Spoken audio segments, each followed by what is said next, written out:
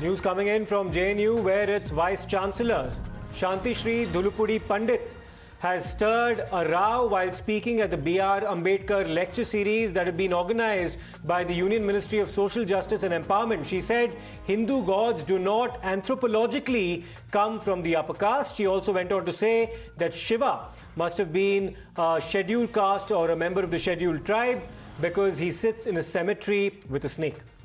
And such kind of comments that have been made by an event by the JNU Vice Chancellor there, and it has actually raised a lot of controversy there because she has been speaking a lot about Hindu gods, which have in turn hurt the sentiments of the Hindu community. Indic civilization. Most of you should know, anthropologically, please look at the origins of our gods. No god is a Brahmin. The highest is a Kshatriya. Lord Shiva must be a scheduled caste or a scheduled tribe. Because he sits in a cemetery with a snake and has very little, poor thing, we have given him very little clothes also to wear. I don't think Brahmins can sit in the cemetery. So if you see clearly, the gods, anthropologically, do not come from the upper caste. We're being joined right now by Akanksha for more on this. Akanksha, what are some of the reactions that have come to these statements made by the JNU Vice Chancellor? Many people are, of course, accusing it of being controversial, to say the least, and to put it politely. What are some of the reactions coming to what she's just said? Well, absolutely, some of the reactions are still awaited, but this is what she has clearly stated and has in fact quoted the controversy. She said that anthropologically gods do not belong to the upper caste. She was addressing, and she said that that Shiva could be from scheduled caste or scheduled tribe. She was talking about the recent caste violence involving 9-year-old Dalit boy, and she said that no god belonged to the upper caste. This is what she exactly said. Most of you should know the origin of gods. No god is Brahmin. The highest is Kshatriya. Lord Shiva must be a scheduled caste or scheduled tribe because he sits in cemetery with a snake. She also said that goddess Lakshmi, Shakti, or even Jagannath do not come from upper caste. She in fact said that Jagannath has tribal origin. So why are we still continuing with this discrimination is what she has asked. Now, with these comments, she has definitely quoted the controversy. She said that Hinduism is not a religion, it is a way of life. It is a way of life, then why are we scared of the criticism? God Buddha was the first one to wake up to the discrimination. She said that, she also said that status of Shudras given to the women in Manusmriti also makes it regressive. So definitely she has quoted a controversy by saying that anthropologically gods do not belong to the upper caste, and in fact the reactions on this is still awaited, but people have taken to Twitter and they have criticized her comment, saying that it is controversial. But Akanksha, there is a certain background to it, isn't it? Because there were other issues also that were being discussed at this event while she was speaking, especially when it comes to the death of the Dalit boy that happened in Rajasthan, to which in context she was adding these statements. Absolutely, she was speaking about recent caste violence involving a 9-year-old Dalit. No god, according to her, belong to the upper caste, then what? She said that no god is Brahman, the highest is Kshatriya. Lord Shiva must also be a scheduled caste or a scheduled tribe. How this fits with the people all it. Right.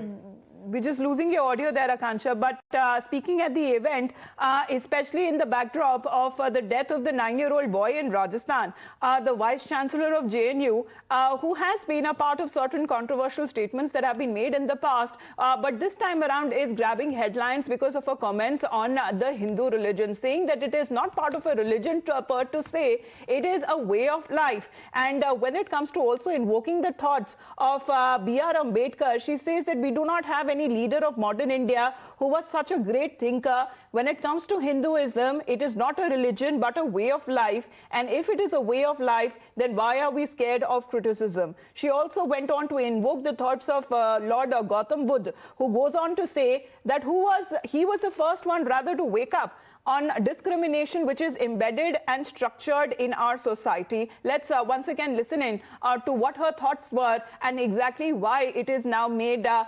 controversy after many of those reactions that came in saying that they have been hurt by her comments. Those who say Indic civilization,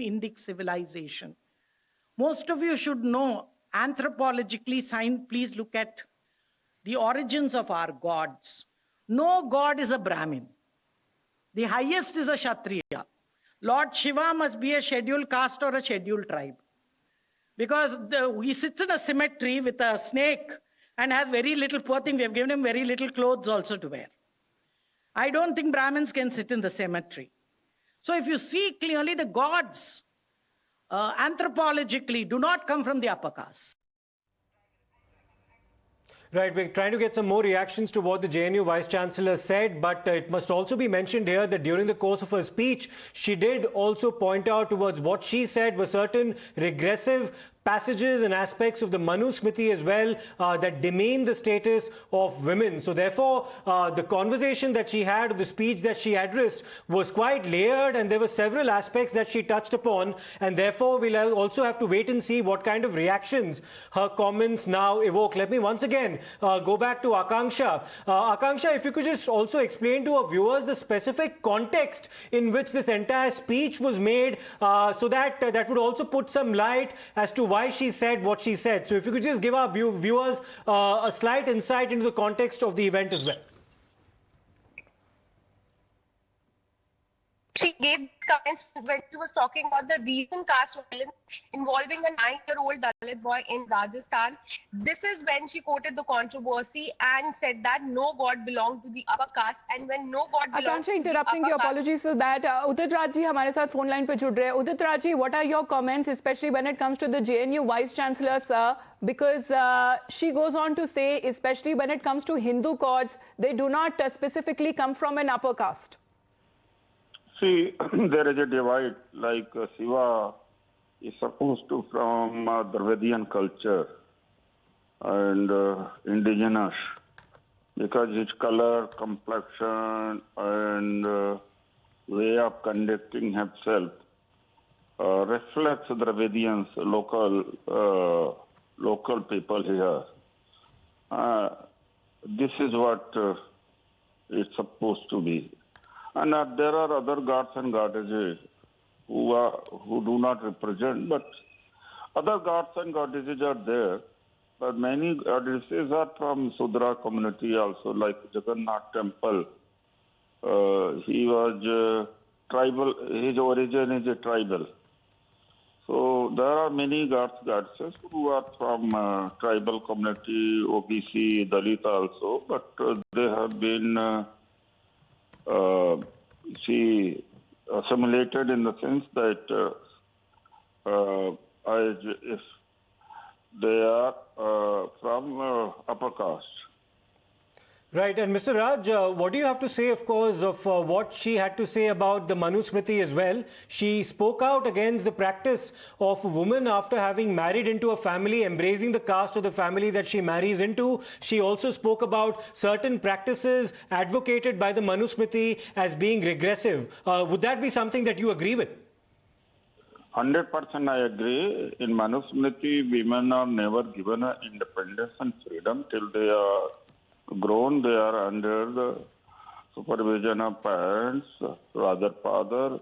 After the marriage, it's a husband who controls, and in old age, it's a son who controls. So they are never. And second, that in Manusmriti, women do not have a right to possess the belt. Right, sir.